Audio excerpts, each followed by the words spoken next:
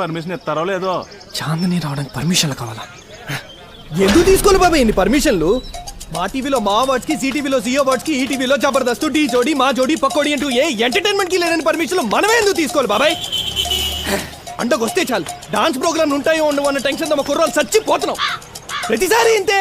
తూర్పు పాలనలో డాన్స్ ఉందని ఫోన్ వస్తుందండి. హుషారుగా హ్యాంగర్ కొని కొత్త షర్ట్ వేసుకొని సెంట్ కొట్టుకొని పెట్రోల్ అప్పో చేసి కొట్టించుకొని బయలుదేరి అలా వెళ్తే రాజోలు దాటిన వెంటనే ఫోన్.